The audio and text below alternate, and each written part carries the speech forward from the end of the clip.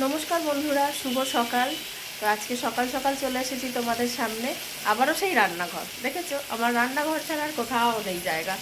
মানে এটাই হচ্ছে ঘর, শোয়ার শুধু শোয়ার ঘর এটা নয়, এটাই হচ্ছে আমাদের থাকার ঘর সর্বক্ষণের জন্য। তো অঙ্কিতা স্কুল যাবে, তো ওই জন্য রান্নাবান্না করতে চলে এসেছি। অঙ্কিতার টিফিনটা এখন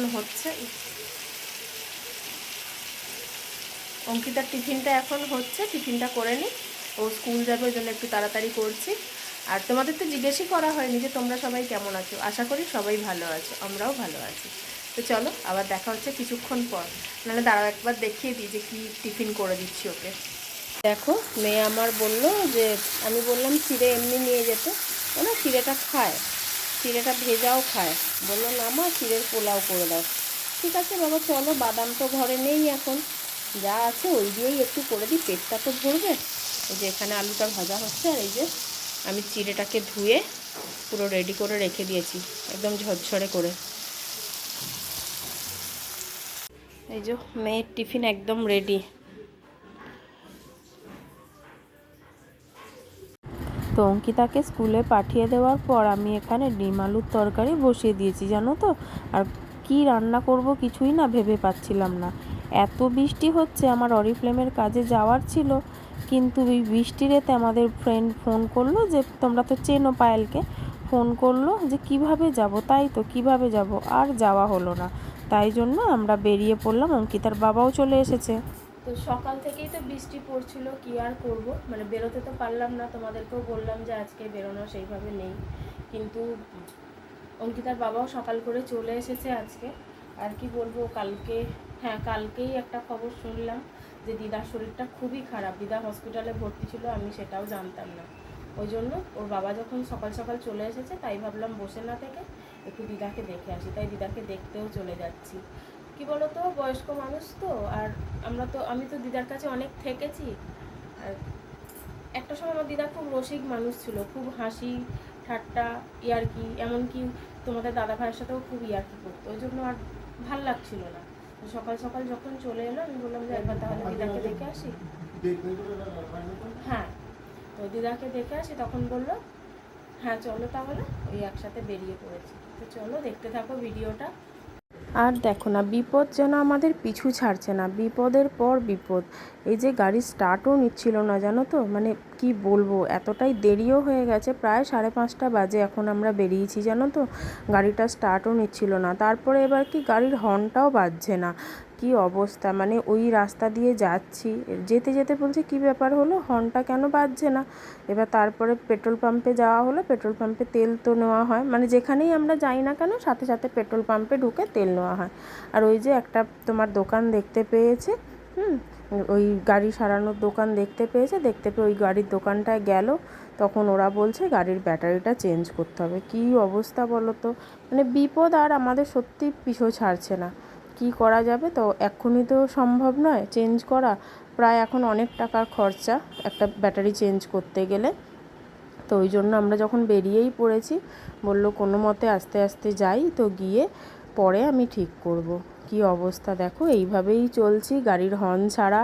এবার বুঝতেই পারছো কতটা রিস্কে যেতে হয়, কিন্তু যখন বেরিয়ে পড়েছি আর একটা মানুষের অসুস্থতা, তো দেখতে যখন মন চেয়েছে একবার যাবই। দেখো আমি বাড়ির কাছাকাছিই গেছিলাম সেদিনে, কিন্তু সময়ও হয়নি, আর তার সাথে হচ্ছে অনেকটা হাঁটা পথ, ওখান থেকে না খুব একটা গাড়ি ঘোড়া পাওয়া যায় না যাওয়ার জন্য, টোটো অটো পাওয়া যায় না।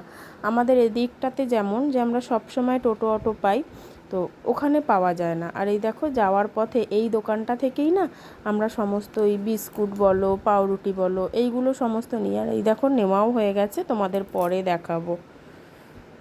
কেমন আছো? ওরকম ভালো আছো?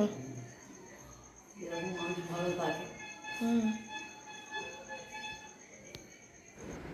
যাওয়ার পরেই তোমার দাদাকে একটু চা করে দিয়েছে, আমি তো চা বিকেলের দিকে খাই না। আর এই যে চা করে দিয়েছে মা, একটু চা খেলো তোমাদের দাদাভাই। আর আমি চা খাই না, মা বলছিল যে তুই কি খাবি, আমি বললাম আমি কিচ্ছু খাবো না, জানো তো, এক গ্লাস জলও খাইনি আমি মার কাছে। খারাপও লাগে, মা বলে যে তুই যখনই আসিস কিছু খাস না, তো কি করা যাবে, আমি তো খাওয়া দাওয়া করেই গেছি না। আর এই যে দেখো, দিদা যেহেতু হসপিটালে ভর্তি ছিল, ওখানে তো সোনার জিনিসপত্র কিছু পরিয়ে রাখা যায় না, ওই জন্য সমস্ত গয়নাগুলো দিদার খুলে দিয়েছিল।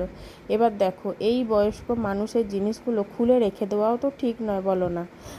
মা তখন আমাকে বলছে, মানা তুই যখন এসেছিস তাহলে দিদাকে এগুলো পরিয়ে দেয়। দাও তাহলে আমি পরিয়ে দিচ্ছি। দিদার চুড়ি, হার, কানের সমস্তগুলো পরিয়ে দিলাম, জানো তো। এই মানুষটাকে দেখে কেউ বলবে বলো যে একটা সময় এই মানুষটা কতটা রসিক ছিল। এই কিছুদিন আগেই এত ইয়ার্কি করছিল, কি বলবে।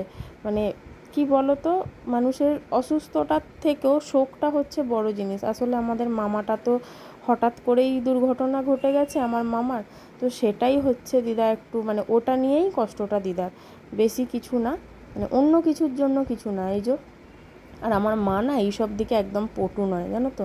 আর আমার মা তাড়াহুড়ো করে কিছুই করতে পারে না, তাই বারবার বলছে, মানা ঠিক করে কিন্তু আটকে দিস, বুড়ি মানুষ, কোথায় খুলে ঠুলে যদি পড়ে যায় মুশকিল হবে। আমি বলছি খুলে পড়ে গেলে আমি নিয়ে চলে আসবো। দিদার সাথে একটু আবার আমি রসিক করছিলাম, আর দিদার গালটা ধরে যখনই টিপেছি না, দিদা বলছে, তা তুই কি বাচ্চা আছিস নাকি আমি বাচ্চা আছি। দিদা জানো তো একটু মানে আগের মতো আর নেই, কি বলবো। আর নাইটি তো পরতো না দিদা, সবসময় শাড়ি পরতো। নাইটি পরিয়েছে বলে লজ্জায় কারোর সামনে আসছে না, জানো। মানে যে একটু বসে টিভি দেখবে একদম আসছে না, নাইটি পরেছে বলে।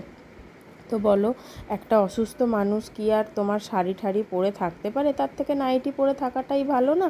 নিজেরও তো কষ্ট, যে খোলা পড়া আর কত, মানে কেউ তো করে দেওয়ার মতো সেইভাবে নেই। এবার নিজে নাইটিটা পরে থাকলেও নিজেরও অনেকটা হালকা থাকে, এই আর কি, এমনি কিছু না। আর এই যে দেখো, কানেরগুলো পরিয়ে দিচ্ছি। উনি চুপচাপ রয়েছে, মানে কোনো সাড়া নেই, শব্দ নেই। ওই দেখো, গাল টিপছিলাম, দিদা দেখছো। যাক, একটু হাসতে দেখে খুব ভালো লাগলো, জানো তো। মানুষটাকে সত্যি বলতে হাসতে দেখে খুব ভালো লাগলো, হাসিও ভুলে গেছে সব কিছু। তা আমি দিদার সাথে ইয়ার্কি করছি, জানো তো, যে আমি ফুচকা খাবো, আমায় টাকা দাও। ফুচকাওয়ালা এসেছে, হর্ন বাজাচ্ছে, জানো তো, বাইরে ওখানে আসে সবসময়, মানে প্রত্যেক দিনই সন্ধ্যেবেলা আসে মায়েদের ওখানেতে। আমি বলছি আমাকে টাকা দাও, বলছে আমার কাছে টাকা নেই। আমি বলছি তোমার কাছে আছে, তুমি টাকা দাও, আমি ফুচকা খাবো। তো দিদার সব কিছু ঠিক আছে, মানে এদিক ওদিক হলেও জানো তো, যেতেই আগে জিজ্ঞেস করলো তোর মেয়ে কি করছে, মানে ওটা কিন্তু ভোলেনি একবারও, যে তোর মেয়ে কি করছে। আর এই দেখো, আমি এখন চলে গেছি আমার বড় মার কাছে। আর এই যে আমার বড়দা দাঁড়িয়ে রয়েছে, মুখটা ঠিকভাবে দেখাতেও পারলাম না তোমাদেরকে। এটা হচ্ছে আমার বড় মা। আর এই দেখো, আমাদের বাড়ির হচ্ছে সব থেকে, মানে বাবা বাড়ির হচ্ছে সব থেকে বড় সদস্য এইটা, জানো তো, এই যে পুচকিটা, এ হচ্ছে সব থেকে বড় সদস্য। আর এই পাখিটা দেখতে পাচ্ছ, টিয়াটা, মানে এ হচ্ছে বাড়িটাকে মাথায় করে রেখে দেয়, বাপ রে বাপ। আর একবার যদি কারোর আঙুল পেয়েছে, সে আঙুল আর হাতে থাকবে না, ওর মুখে চলে যাবে আঙুলটা। তো একটু একটু করে বড় মা রুটি মুখে দিচ্ছে, এক টুকরো করে, জানো তো। আর আমাকে দেখে না ভয় পেয়ে গেছে। আর এই যে এটা হচ্ছে ওর দিদি, মানে তোমাদের অঙ্কিতার বড় বোনি, আর ওটা হচ্ছে ছোট বোনি। আর এই দেখো, এটা হচ্ছে আমাদের শুভ দাদা, দেখতেই পাচ্ছ। ও, এ আমাকে মনি দিদি বলে, আমি কিন্তু ওর দিদি নই, আমি ওর বোন, জানো তো, কিন্তু আমাকে দিদি বলে। আর দেখো, মানে ও ভাবছে যে ছবি তুলছে, আর ও রেগে যাচ্ছে, দেখবে। ও আমাকে বলছে, ও মনি দিদি কি করছো, ও মনি দিদি কি করছো। ও খুব ভালো লাগে, জানো তো। আমরা এই মাত্র বাড়িতে আসছি, খালি অবস্থা দেখো, প্রচণ্ড খারাপ অবস্থা হয়ে গেছে, চুল ফুল ঘেঁটে ঘুঁটে হেলমেট পরে একদম পুরো। আর রাস্তার যা অবস্থা, মানে রাস্তা না খাদ বোঝা মুশকিল। ওই জন্য আসার সময় যে রাস্তা দিয়ে এসেছি একটুও ভিডিও করিনি, মানে একবার তো আমার কোমরে লেগেই গেল, এত জোর ঝাঁকুনি দিল, জানো। মানে খুব খারাপ অবস্থা রাস্তার। তো কী কী এনেছি তোমাদেরকে পরে দেখাচ্ছি, যে কী কী এনেছি। তোমরা তো দেখলে যে বেকারির দোকানে আমরা ঢুকেছিলাম, তো ওখান থেকেই আমরা বেশিরভাগ জিনিসগুলো, মানে ওই মানে খাওয়ার জিনিসগুলো বেশিরভাগ নিয়ে আসি, জানো তো। বেকারির দোকান থেকে যে সব খাওয়ার জিনিসগুলো থাকে ওখান থেকেই নিয়ে আসি। আর খুব ভালো, ভদ্রলোক খুব ভালো, আর ওখানে দামটা অনেকটা সেভ হয়। আর আরও আসার সময় বেশ কয়েকটা জিনিস এনেছি, তো তোমাদেরকে পরে দেখাবো, জানো। তো আবারও পরে আসছি, পরে দেখাবো তোমাদের কাছে। এই খালি ফিরলাম, হাত পা ধুই, তারপর আবার তোমাদের সামনে একটু বসবো, এলবিতে বসবো একটু। তো চলো আবার পরে আসছি। তো এই দেখো এখানে রয়েছে লাড্ডু। ওই যে বেকারির যে দোকানটা বলেছিলাম না, ওনার ওখান থেকেই নিয়েছি এই লাড্ডুটা। দেখি টেস্ট করে কেমন। এখানে আছে সোনপাপড়ি, এই দেখো সোনপাপড়ি। এটা পুরো সিল করা, এটা এখন খোলা যাবে না। দেখ তো অবশেষে খুলতে পেরেছি। এই যে সোনপাপড়ি, ওখানেই বিক্রি হচ্ছিল বলে তাই ওখান থেকে নিয়ে নেওয়া হলো। একটু দেখা যাক যে স্বাদ কেমন। সাথে এই যে প্যাকেটটায় গিট্টি পড়ে গেছে, বেরো না রে বাবা, বেরোচ্ছে আর নাই। যে অঙ্কিতার দাদু পাঠিয়েছে এগুলো, লেবু, মৌসুম্বি লেবু, এগুলো দাদু পাঠিয়েছে। আরও অনেক কিছু আছে, দেখাচ্ছি দাঁড়াও। এই যে এই নিমকি বিস্কুট, এগুলো না ঢেলে ফেলেছি। একটা ঢেলেছিস? এগুলো খেতে খুব ভাল লাগে জানো তো, চা দিয়ে ভীষণ ভাল লাগে। ওরে বাবারে, সব ফেলিস না। আর এই যে এখানে রয়েছে পাউরুটি আরও নিমকি বিস্কুট, সাথে এই যে চানাচুর। বাবা লোকনাথ এন্টারপ্রাইজ, শেওড়াফুলি, হুগলি। এত কিছু নিয়ে আসা হয়েছে। সাথে আর একটা স্পেশাল জিনিস আছে, তোমাদের দেখাচ্ছি দাঁড়াও। আর এই দেখো গপুদের জামা, দুজনের একই কালার নিয়েছি।